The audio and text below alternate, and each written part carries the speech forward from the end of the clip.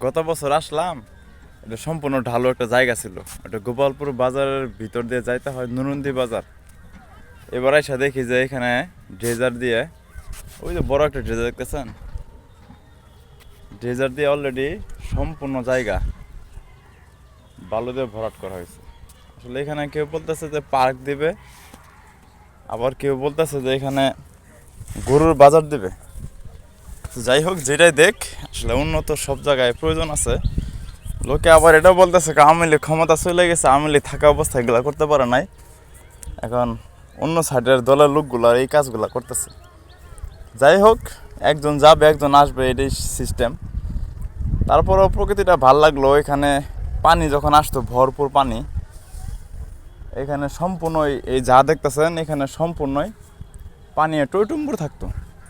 তো এখন যেহেতু বালু দিয়ে ফালানো হয়েছে, এই জায়গাটা উঁচা হয়েছে, তো এখন আশা করা যায় এত দূর আর পানি আসবে না, পানিটা নিচের অবধি থাকবে। তো তারপরে ভালো লাগলো বিষয়টা।